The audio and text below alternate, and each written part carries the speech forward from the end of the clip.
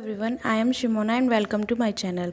तो आज के इस वीडियो में मैं अपनी इंग्लिश की स्ट्रेटजी शेयर करूंगी, कैसे मैंने बिल्कुल बेसिक से अपनी इंग्लिश स्टार्ट करके IBPS PO मेंस में 27 मार्क्स एंड डिस्क्रिप्टिव में 19 मार्क्स स्कोर किए।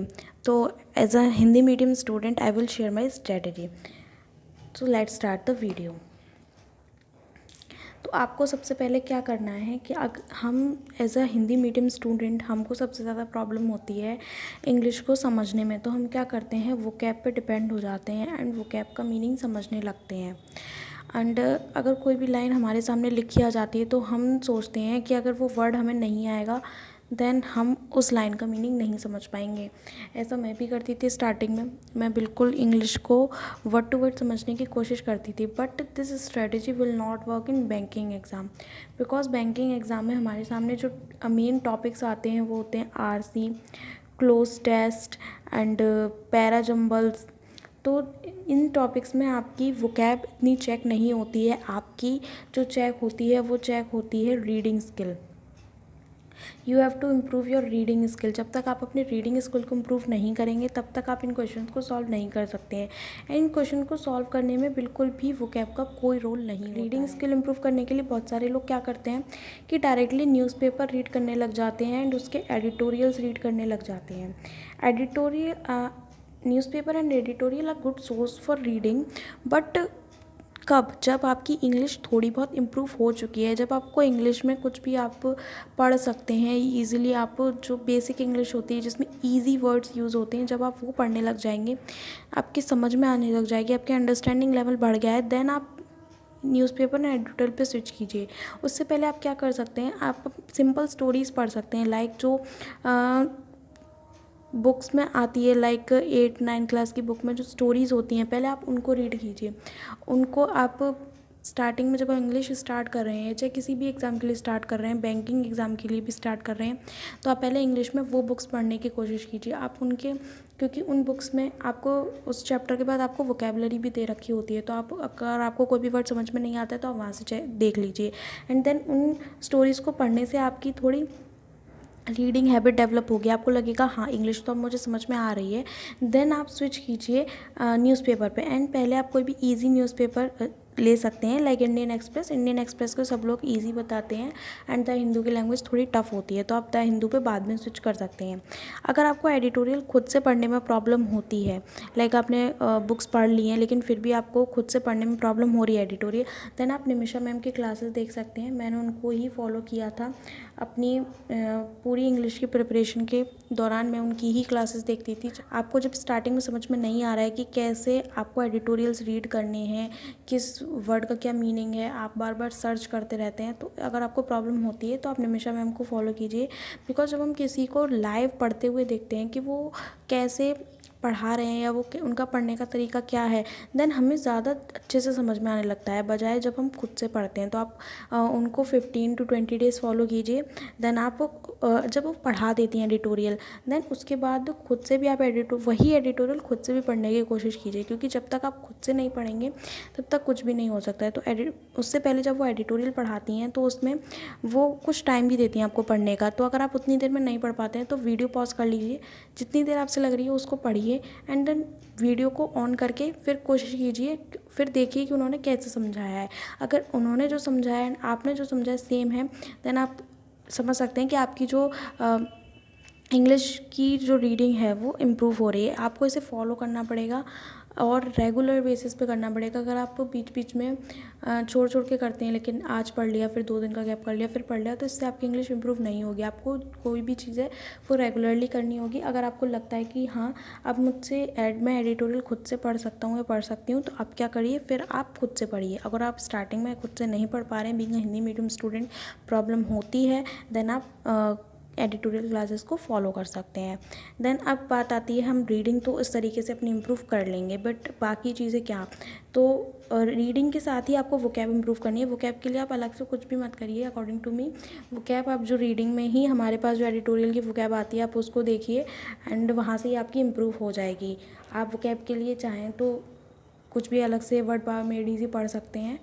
वैसे तो इतनी ज़रूरत नहीं है, क्योंकि जो एडिटोरियल में वर्ड्स आते हैं वही वर्ड्स हमारे बार बार रिपीट होते हैं एग्ज़ाम्स में भी, तो वहाँ से ही आप कर लीजिए। और मैम जो है weekly and monthly vocab magazine जो एडिटोरियल में आती है वही प्रोवाइड भी करती हैं, तो वहाँ से भी वो कर सकते हैं वोकैब। मैंने वोकैब के लिए यही किया था और इसके अलावा और कुछ भी नहीं किया था। देन बात आती है ग्रामर की, जो हमारा दूसरा फैक्टर होता है बैंकिंग एग्ज़ाम में। ग्रामर इतना इम्पॉर्टेंट रोल प्ले नहीं करती है, बट कई बार क्वेश्चन सॉल्व करने में हमारी हेल्प हो जाती है। तो ग्रामर किसी भी लैंग्वेज का एक बेस होती है, तो ग्रामर आप कर सकते हैं। ग्रामर के लिए आप क्या क्या कर सकते हैं, मैम के यूट्यूब पे बहुत सारे वीडियोस डले हुए हैं टॉपिक वाइज मीन्स जैसे नाउन, प्रोनाउन, टेंसेस, एडजेक्टिव्स, तो वो आप कर सकते हैं। वहाँ से आप टॉपिक वाइज कर सकते हैं। यहाँ से ग्रामर इम्प्रूव कीजिए। And 120 rules, these are very important. 120 rules तो आपको करने ही, पहले आप टॉपिक वाइज कर लीजिए जितने भी पार्ट ऑफ स्पीच होते हैं, 8 noun, pronoun, adjective, verb and preposition, ये सारे आपने पढ़ लिए। देन उसके बाद आप 120 रूल्स कर लीजिए ग्रामर के लिए। I think this is sufficient. And जब आपका ये हो जाएगा देन आप एरर डिटेक्शन सॉल्व कीजिए डेली बेसिस पे। एरर डिटेक्शन अगर आप सॉल्व करते हैं, error detection ma'am daily classes लेती हैं, आप वहाँ से सॉल्व कीजिए या PDF से सॉल्व कर सकते हैं। PDF भी प्रोवाइड करते हैं, जैसा आपको सुटेबल लगे। अगर आपके पास टाइम नहीं है तो आप PDF से सॉल्व कीजिए, अगर आपके पास टाइम है तो आप क्लासेस भी देख सकते हैं। तो अगर, क्योंकि हमें क्या होता है कि हम एक बार ग्रामर कंप्लीट कर लेते हैं देन भूल जाते हैं, तो अगर आप डेली एरर डिटेक्शन के क्वेश्चन सॉल्व कर रहे हैं तो वहाँ पे ग्रामर के रूल्स डेली रिपीट होंगे, तो आप फिर भूलेंगे नहीं क्वेश्चंस को, रूल्स को। तो इसीलिए आप ये कर सकते हैं ग्रामर के लिए। अब बात आती है प्रैक्टिस की, कि हमें प्रैक्टिस कैसे करनी है इंग्लिश की, ताकि हम अपने आप को इम्प्रूव कर सकें एट द बेस्ट लेवल। तो practice is the key to success, everyone knows about this. तो आपको खूब सारी प्रैक्टिस करनी है इंग्लिश की। जैसे आप क्वांट एंड रीजनिंग की प्रैक्टिस करते हैं, उसमें डेली टारगेट्स होते हैं आपके, उस तरीके से ही आपको इंग्लिश में भी डेली प्रैक्टिस करनी है। अवॉइड नहीं करना है केवल ग्रामर करने से या केवल रीडिंग करने से इंग्लिश उस लेवल पे इम्प्रूव नहीं होगी जितनी प्रैक्टिस करने से होगी। आपको रीडिंग एंड ग्रामर तो करना है डेली बेसिस पे, प्रैक्टिस भी करनी है। बिकॉज हिंदी मीडियम स्टूडेंट्स को क्वेश्चन में जो वो सीखते हैं वो अप्लाई करने में थोड़ा टाइम लगता है, तो इसीलिए आप प्रैक्टिस कीजिए। प्रैक्टिस आप कहाँ से कर सकते हैं, क्विज़ेस, जितने ज़्यादा हो सके आप क्विज़ेस सॉल्व कीजिए। डिफरेंट टाइप से पे अवेलेबल होते हैं, आपको कभी भी कंटेंट की कमी नहीं होगी। आप जितने ज़्यादा क्विज़ेस सॉल्व कर सकते हैं उतने ज़्यादा क्विज़ेस सॉल्व कीजिए। एंड क्विज़ेस में जब आप क्वेश्चन सॉल्व करते हैं एंड देन आपसे कुछ क्वेश्चन सॉल्व हो जाएंगे, कुछ क्वेश्चन सॉल्व नहीं होंगे, तो आपको कैसे एनालाइज करना है। मॉक टेस्ट का भी मैं आपको बता रही हूँ, चाहे वो आप प्रीलिम्स का मॉक टेस्ट दे रहे हैं या मेंस का मॉक टेस्ट दे रहे हैं। क्वेश्चंस जब हम मॉक टेस्ट सबमिट कर देते हैं, हम अपना फिर देखते हैं सॉल्यूशन, तो 3 टाइप के क्वेश्चंस आते हैं हमारे सामने।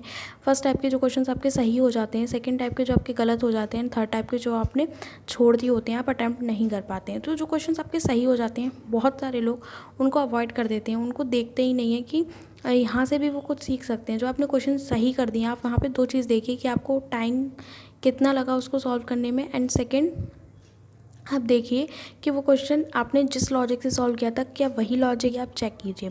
सेकंड, जो क्वेश्चन आपका गलत हुआ है वहाँ देखिए कि आप वहाँ से सीखिए, सॉल्यूशन देखिए कि वो क्वेश्चन आपका गलत क्यों हुआ है।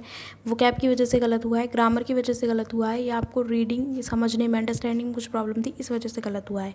एंड थर्ड, जो क्वेश्चन आप अटैम्प्ट नहीं कर पाए थे, तो उसमें भी आपको सेम वही देखना है जो आपने गलत में देखा था, कि वो क्वेश्चन आपका क्यों अटैम्प्ट नहीं कर पाए। रीडिंग की वजह से अटैम्प्ट नहीं कर पाए, वोकैब की वजह से अटैम्प्ट नहीं कर पाए, या आपके पास टाइम नहीं बचा था इसकी वजह से अटैम्प्ट नहीं कर पाए। आप टाइम कहाँ से सेव कर सकते हैं, जो क्वेश्चन आपका सही हुआ है आप वहाँ से टाइम सेव कर सकते हैं।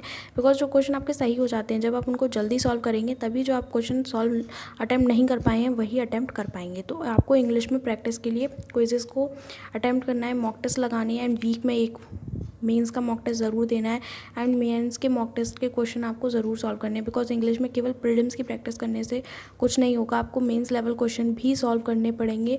Because mains level question are very important to solve, आपको moderate to high level question ही सॉल्व करने हैं। एंड इसके लिए आप क्लासेस भी फॉलो कर सकते हैं निमिषा मैम की। निमिषा मैम क्लासेस लेती हैं अनअकैडमी पे, तो आप चाहें वहाँ उनको फॉलो कर सकते हैं। मैंने उनकी क्लासेस फॉलो की थी during my preparation. And quizzes are very important because आप क्लासेस में 1 आवर देख लेंगे, एक घंटा क्लास देख लेंगे, बट आपको बाद में अपने आप से खूब सारी प्रैक्टिस करनी होगी। बिकॉज हिंदी मीडियम स्टूडेंट को इंग्लिश में प्रॉब्लम होती है, तो आप इंग्लिश को कम टाइम देख के अपनी इंग्लिश इंप्रूव नहीं कर सकते हैं, आपको इंग्लिश में ज़्यादा टाइम देना होगा। एंड जब आपकी ग्रेजुअली इंग्लिश इंप्रूव होने लग जाएगी, देन आप उसका टाइम रिड्यूस कर सकते हैं, but in the starting you have to give proper time to your English. Because अगर आप इंग्लिश को टाइम नहीं देंगे तो उसको इम्प्रूव होने में और ज़्यादा टाइम लगेगा। आप ऐसा मत सोचिए कि इंग्लिश मेरी इम्प्रूव ही नहीं हो रही है, मॉक्स में मार्क्स ही नहीं आ रहे हैं। आप उससे कुछ ना कुछ सीखने की कोशिश कीजिए। अगर आपका क्वेश्चन सही होता है, गलत होता है, क्यों हो रहे हैं, ये जानने की कोशिश कीजिए। And definitely you will improve your English. आपकी इंग्लिश ज़रूर इम्प्रूव होगी एंड आप भी काफ़ी अच्छे मार्क्स स्कोर कर पाएंगे। एंड एग्ज़ाम में आपके जो भी एग्ज़ाम्स हैं इस साल आने वाले हैं, उनके लिए ऑल द बेस्ट। अगर आपको ये वीडियो अच्छा लगा है, इन्फॉर्मेटिव लगा है, तो इस वीडियो को लाइक कीजिएगा एंड मेरे चैनल को सब्सक्राइब कीजिएगा अगर अभी तक आपने नहीं किया है। So thank you for watching.